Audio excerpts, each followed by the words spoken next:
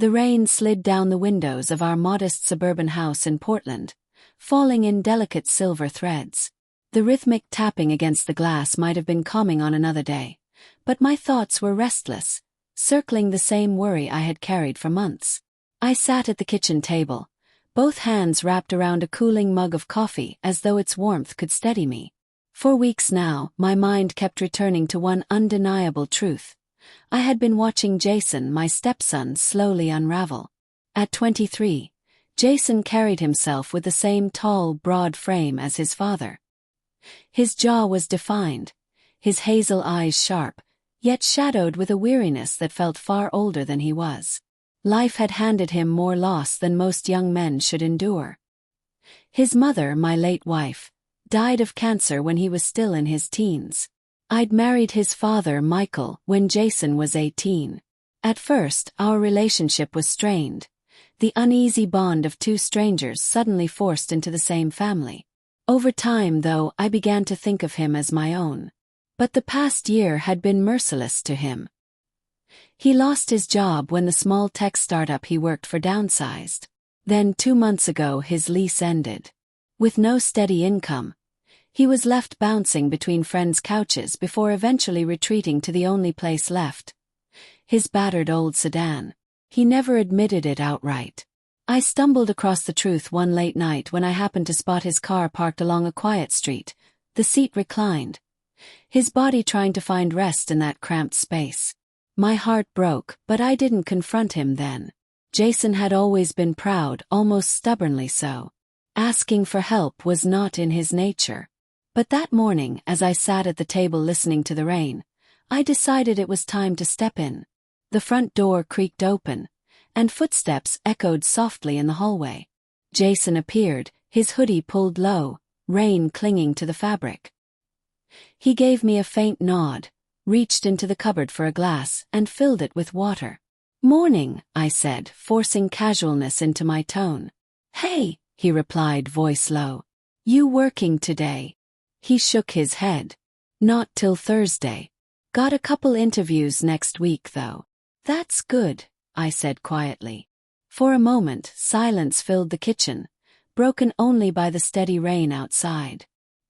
His shoulders slumped forward, his face marked by fatigue, but it wasn't just tiredness. It was the look of someone carrying defeat. I took a slow breath. "Jason, I need to talk to you about something." His eyes lifted, wary. "What's up?" I gestured toward the chair opposite me. He sat down, water glass still in hand, already bracing himself for what he thought was coming.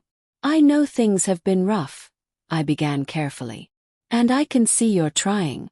I respect that. But I also know you've been sleeping in your car." His jaw tightened. "Who told you that?" "No one. I saw you," I admitted gently. "I didn't bring it up before because I didn't want to embarrass you." Color rose to his ears as he looked away. "It's temporary.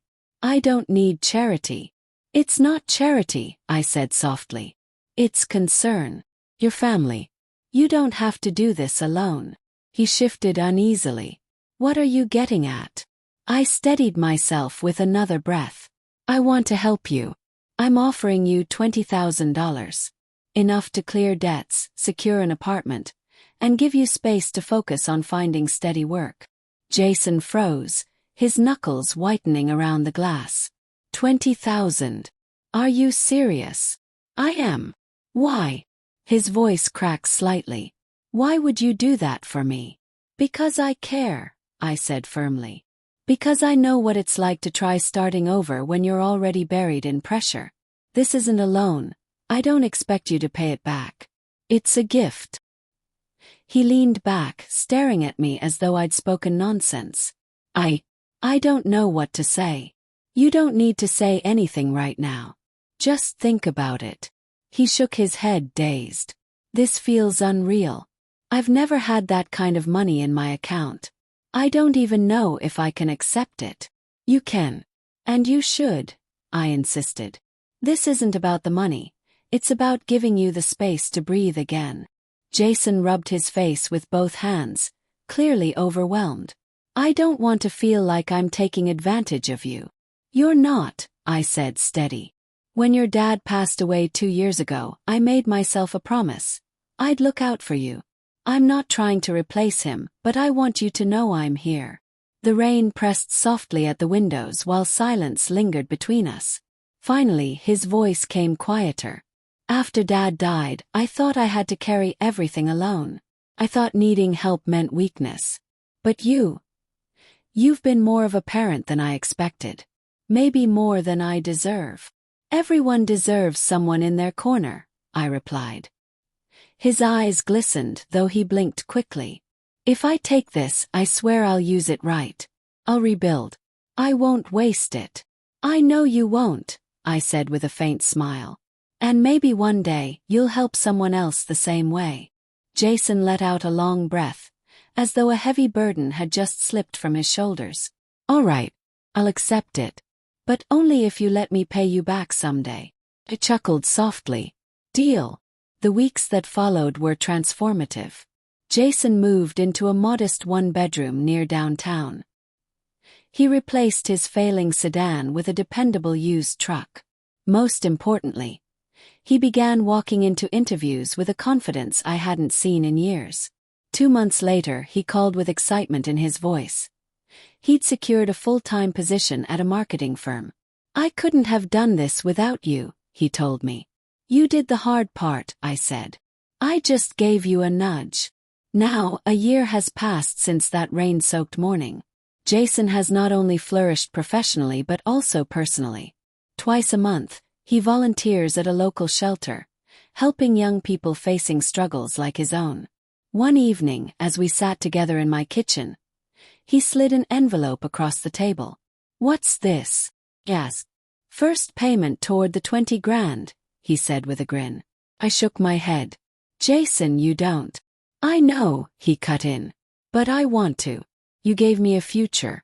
The least I can do is keep my word. I looked at him then, really looked at him. The young man who had once been exhausted, beaten down, and barely holding on now carried himself with pride. And in that moment I understood. The most valuable gift I had ever given him wasn't money. It was the belief that he was worth saving.